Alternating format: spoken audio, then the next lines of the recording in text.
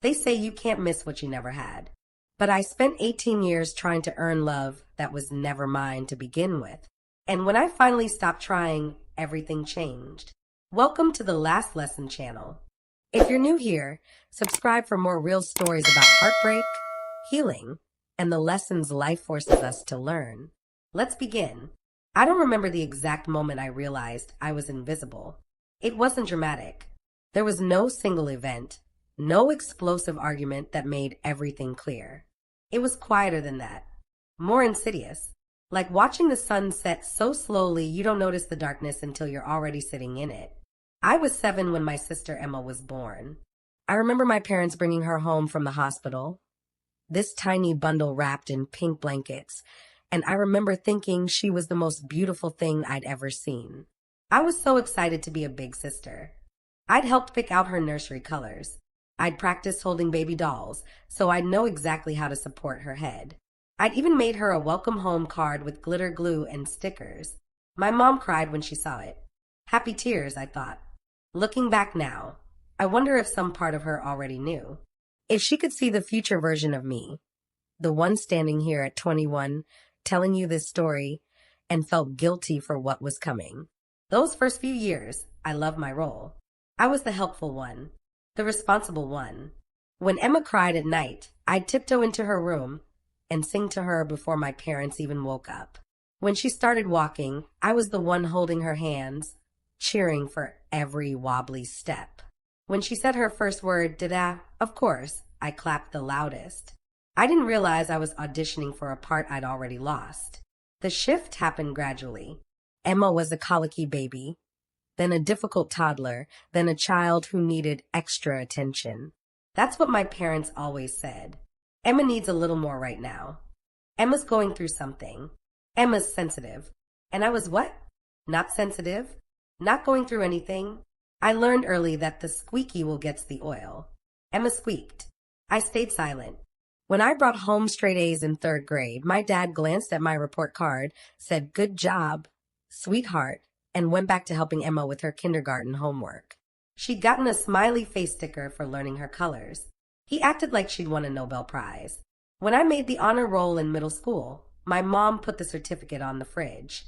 But it was behind Emma's art project, a hand turkey that wasn't even that good, to be honest. Within a week, my certificate had fallen behind the fridge. I found it months later, dusty and bent, when we moved furniture. I didn't say anything. I just threw it away. The pattern continued. I joined the debate team. That's nice, honey. But can you watch Emma? We have her dance recital to get to. I won a writing competition. Congratulations. By the way, we need to talk about Emma's birthday party theme. I got accepted into advanced placement classes. We're so proud. But Emma's struggling with math. Could you tutor her? Everything I achieved was either expected or eclipsed by whatever Emma was doing. And Emma, she learned to work the system beautifully. She'd bring home a C+ and get taken out for ice cream because she tried so hard. I'd bring home an A and get asked why it wasn't an A. She'd forget to do her chores, and it was fine because she was busy with friends. I'd forget once, and suddenly we needed a family meeting about responsibility. She wanted guitar lessons. They bought her a guitar. 2 months later, she quit. The guitar gathered dust in the corner. I wanted art supplies.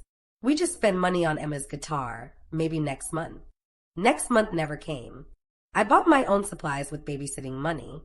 The thing is, I kept thinking if I just tried harder, if I was just better, more understanding, more patient, they'd finally see me. Really see me. So I became perfect. Or I tried to. I cooked dinner when Mom was tired. I helped Dad with yard work. I babysat Emma for free while my friends went to movies and parties. I maintained a 4.0 GPA while working a part-time job. I never complained. I never asked for anything. I made myself as easy to love as possible. And they loved how easy I was. They just didn't love me. The worst part wasn't the favoritism itself. It was the gaslighting that came with it. Whenever I tried to bring it up, gently, carefully, making sure not to sound accusatory, I was met with the same responses. You're imagining things. We treat you both the same. You're just jealous.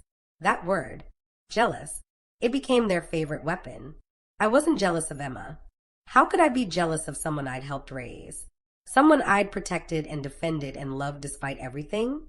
I wasn't jealous of my sister. I was heartbroken by my parents, but they couldn't see the difference. Or wouldn't.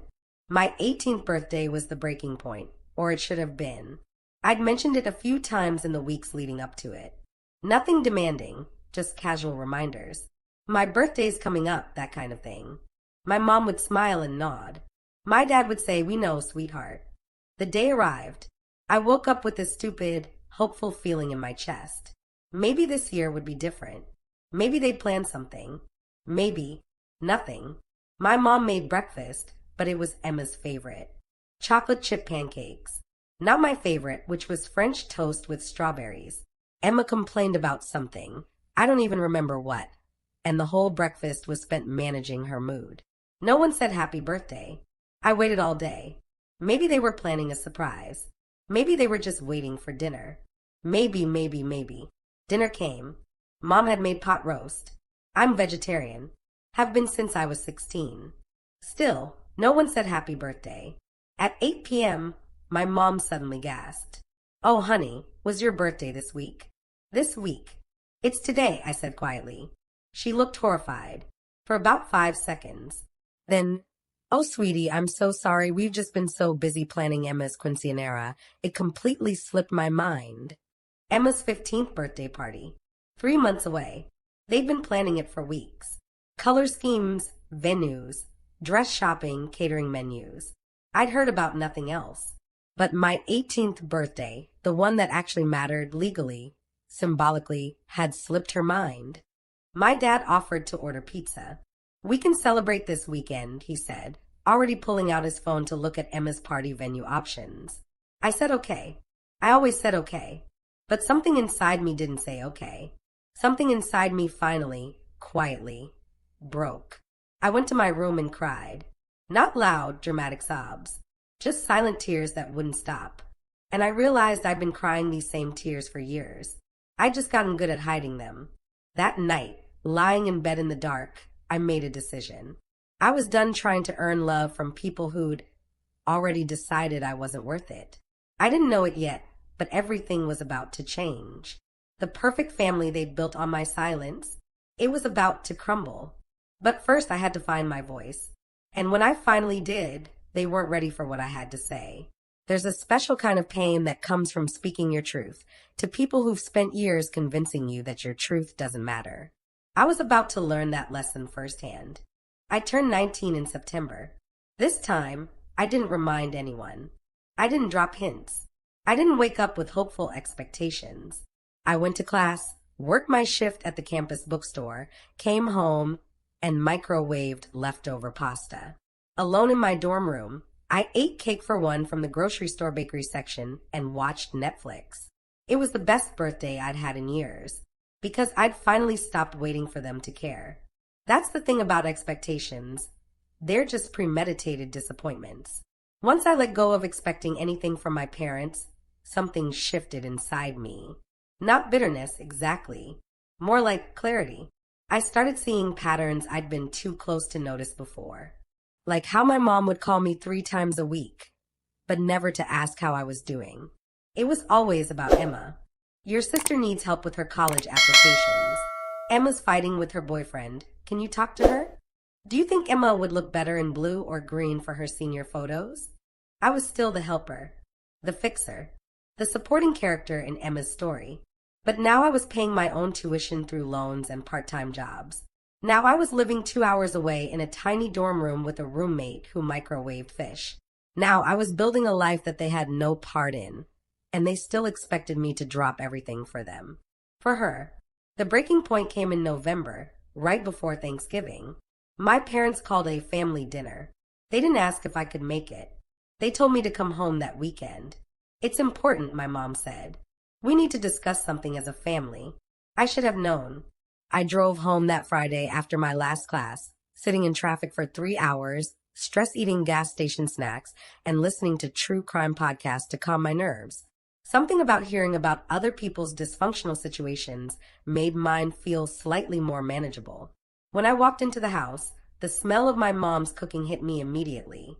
Homemade lasagna. garlic bread, Caesar salad, my actual favorites. For a brief, stupid moment, I thought maybe they'd remembered. Maybe this dinner was about me. Then I saw Emma sitting at the dining table, looking smug in that way she'd perfected over the years. That little smile that said she knew something I didn't. There's our girl. My dad stood up, gave me a quick hug. How's school? Fine, I said, slipping into my usual seat. What's this about? Let's eat first, my mom said, bringing out the lasagna. We can talk after. Dinner was tense. Nobody spoke much except for surface-level small talk. How was traffic? How's your roommate? Did you hear about Aunt Linda's new cat?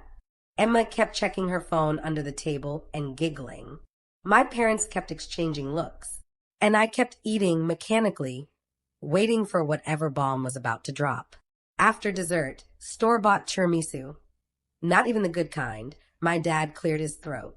So he began, folding his hands on the table in that way he did when he was about to deliver news he thought was good. We wanted to talk to you about Emma's college plans. Of course, she's been accepted to Weston University, my mom said, beaming. Full-time, starting next fall. Weston University. Private. Prestigious. Expensive. The same school I'd applied to and gotten into with a partial scholarship, but couldn't afford to attend because my parents said they couldn't help with tuition. I'd ended up at State, which was fine. State was good, but I'd wanted Weston. I'd worked so hard for Weston. That's great, I said, my voice flat. Congratulations, Emma. She didn't even look up from her phone. Here's the thing, my dad continued. Weston is expensive. Even with some financial aid, we're looking at about $30,000 a year out of pocket. I felt my stomach tighten. We've been saving, my mom added quickly, but it's not quite enough. So we were thinking maybe you could transfer to community college for a year or two, just to save money. That way, we could afford Emma's tuition, and you'd still get your degree eventually. The room went silent. Even Emma looked up from her phone, watching for my reaction. I sat there, fork halfway to my mouth, trying to process what they just said. They wanted me to give up my education, to downgrade my degree, to put my future on hold, so they could fund Emma's dream school. The same school they told me was too expensive for our family. Are you serious? I asked quietly. We knew you'd understand, my mom said, reaching across the table to pat my hand. You've always been so mature about these things. And community college is actually really good now. Some people say it's even better than. No. The word came out sharper than I intended. My mother blinked. Excuse me. I said no. I put my fork down carefully, willing my hands not to shake. I'm not transferring. I'm not putting my life on hold so you can pay for Emma's school. It's just for a year or two, my dad started. You told me you couldn't afford to help with my tuition. I interrupted, my voice rising. You told me we didn't have the money. I've been working 30 hours a week while taking a full course load. I'm drowning in student loans. I eat ramen 4 nights a week because I can barely afford groceries. And now you're telling me you've been saving money this whole time? Just not for me. That's different, my mom said defensively. You're more independent. You can handle it. Emma needs more support. Emma needs more support? I laughed, but it came out bitter. Emma, who's never worked a day in her life. Emma, who's never had to worry about paying for anything because you pay for everything. Emma, who got a brand new car for her 16th birthday while I'm still driving the Honda with 200,000 miles that breaks down twice a month. Don't bring the car into this, my dad said. I'm bringing all of it into this. I stood up, my chair scraping loudly against the floor. Do you have any idea what it's been like? Watching you give her everything while I get nothing? Working myself to exhaustion trying to prove I'm worth your attention? I've spent my entire life being the easy child, the good daughter, the one who never complains, and where has it gotten me? You're being dramatic, Emma said, rolling her eyes. She actually rolled her eyes. Stay out of this, I snapped. Don't talk to your sister like that, my mom said sharply. And there it was. Even now, even in this moment, they were protecting her. You want to know what's dramatic? I turned to face all of them. Forgetting your daughter's 18th birthday because you were too busy planning a party for a 15-year-old. That's dramatic. Asking that same daughter to sacrifice her education so you can spoil the other one even more? That's not dramatic. That's cruel. My dad's face hardened. We have given you everything. You've given me scraps. My voice cracked. You've given me whatever was left over after you gave Emma the world. And I accepted it because I thought that's what love looked like. I thought if I just stayed quiet and grateful for the scraps, eventually you'd see me. But you never have. You never will. This is about jealousy, my mom said, shaking her head. You've always been jealous of Emma. I'm not jealous of Emma. The words exploded out of me. I'm heartbroken by you. Both of you. I've watched you choose her over me every single day of my life, and I'm done pretending it doesn't hurt. Emma stood up, tears streaming down her face. Perfectly timed, perfectly performed. I can't believe you're saying these things. I've always looked up to you. I thought you loved me. I do love you, I said, exhausted. That's the problem. I love all of you. But you don't love me the same way. And I can't keep breaking my heart trying to earn something you're never going to give. If that's how you feel, my dad said coldly, maybe you shouldn't come around anymore. The room froze. My mom gasped. Honey. No, my dad continued, his jaw set. If she thinks we're such terrible parents, if she thinks we've never done anything for her, maybe she should see what life is really like without us. Without our support. Without our house to come home to. I stared at him. This man who taught me to ride a bike. Who'd read me bedtime stories. Who I'd spent years trying to make proud.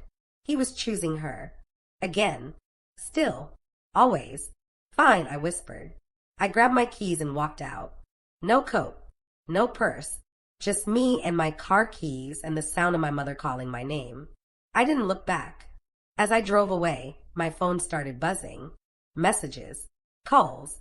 Voicemails. I blocked all of them. That was the last time I spoke to my family for 2 years. I didn't know it then, but my silence was about to teach them something their words never could. Sometimes the most powerful thing you can do is walk away. And sometimes the people who took you for granted don't realize what they've lost until it's too late. But that lesson, that was still coming. They say living well is the best revenge. But I wasn't trying to get revenge. I was just trying to survive. Funny how those two things can look the same from the outside. The first 6 months after I left were the hardest of my life. Not because I regretted my decision, I didn't. But because healing isn't linear, and grief doesn't care about your reasons for walking away. I grieved the family I'd wanted. The parents I'd needed them to be. The childhood I deserved but never got. I threw myself into therapy. My university offered free counseling services, and I sat in that small, beige office every Tuesday at 4 p.m., unraveling years of pain with a woman named Dr. Chun, who never once told me I was overreacting. You're not responsible for their emotional growth, she told me during one session. You were the child. They were adults. The fact that you had to parent yourself doesn't make you mature. It makes them neglectful. I cried so hard that day I had to reschedule my evening shift at work. But slowly, painfully, I started to rebuild. Not the version of myself that existed for them, but the version that existed for me. I picked up painting again, something I'd abandoned years ago when my parents couldn't afford supplies, but somehow afforded Emma's guitar, her dance lessons, her photography equipment she used twice. I joined a creative writing club on campus. I made friends who didn't know anything about my family, who liked me for me, not for what I could do for them. I got promoted at the bookstore. Started making enough to afford better groceries. Ramen 4 nights a week became ramen 2 nights a week. Then just when I actually wanted it. I moved out of the dorms and into a tiny studio apartment with windows that actually opened and a bathroom I didn't have to share. It wasn't much, just 400 square feet with a kitchen the size of a closet, but it was mine. Every inch of it was mine. For the first time in my life, I wasn't performing. I wasn't proving. I was just existing. And it was enough.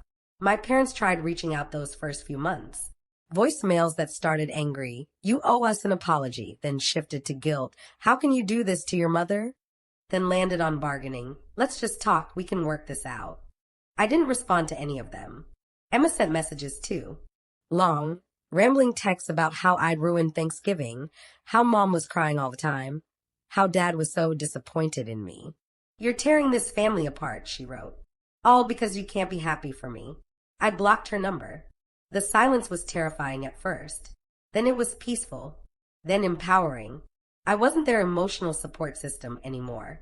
I wasn't their backup plan. I wasn't their free therapist, babysitter, mediator, or punching bag. I was just free. 2 years passed like that. 2 years of building a life that didn't include them. 2 years of learning that I didn't need their validation to have value. 2 years of becoming someone I actually liked. I turned 21 in September. My friends threw me a surprise party, complete with a homemade cake, terrible karaoke, and people who actually remembered my favorite things. It was perfect, not because it was elaborate, but because it was genuine. No one from my family reached out. I didn't expect them to. I'd made peace with that. But 3 weeks later, my phone rang with a number I didn't recognize. Against my better judgment, maybe it was curiosity, maybe it was muscle memory, I answered. Hello. Sweetie, it's Mom. I should have hung up. Dr. Chen and I had practiced this scenario. But my thumb froze over the end call button. I know you don't want to talk to us, she continued, her voice shaking. But we need your help. Something in her tone made my stomach drop. This wasn't manipulation. This was desperation. What happened? I asked carefully. She started crying. Real, ugly crying. The kind you can't fake. It's Emma, she managed between sobs. She stole from us. The story came out in fragments, disjointed and raw. After I left, Emma had gotten worse. The entitlement I'd watched grow for years had metastasized into something ugly. She dropped out of Weston after one semester. Too hard, she said, not fun enough. My parents had begged her to go back. She'd refused. She'd moved back home and brought her boyfriend with her. Some guy named Tyler she'd met at a party. Mid-20s, no job. Big dreams about starting a business. My parents hadn't liked him, but Emma had threatened to move out if they said anything, so they'd stayed quiet. Classic. Over the next year, Tyler had worked on my parents. Casual conversations about investment opportunities. Stories about friends who'd made it big in cryptocurrency, in day trading, in some revolutionary app idea. My father, who'd always been financially conservative, somehow got convinced. He seemed so knowledgeable, my mom sobbed. And Emma vouched for him. She said we were being paranoid, that we didn't trust her judgment, that this was why you left, because we never supported either of you. She'd use me, use my absence as leverage, weaponize my pain to manipulate them into trusting Tyler. The business opportunity was simple, Tyler had said. Invest $50,000, most of their retirement savings, and he'd triple it in 6 months through some tech startup with guaranteed returns. They'd said yes. The money disappeared 2 weeks later. So did Tyler. So did Emma. She'd cleared out her room, taken jewelry, electronics, anything valuable. Left a note saying she and Tyler were starting fresh somewhere new. That my parents had always held her back anyway. That they'd understand someday. My parents had filed a police report. But Tyler was using a fake name. Emma wasn't returning calls. The money was gone, transferred through so many accounts it was untraceable. Their retirement was gone. Their savings. Everything. We were wrong, my mom whispered. About everything. About you. About her. About all of it. We see that now. And I know we don't deserve to ask, but we need help. Financial advice. Maybe a loan. Just until we can figure this out. No. The word came out calm. Firm. Final. Please. Mom, I'm sorry this happened to you. I really am. But I can't save you from this. But we're family. You told me I wasn't family when I spoke up about how you treated me, I said quietly. Dad told me not to come around anymore. You chose Emma over me every single day of my life. And when she showed you exactly who you raised her to be, you want me to fix it. We made mistakes. You made choices, I corrected. And choices have consequences. I learned that when I walked away and you let me go.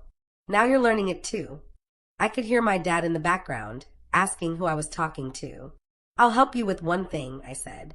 I'll send you information for a financial counselor, resources for victims of fraud, contact info for legal aid services.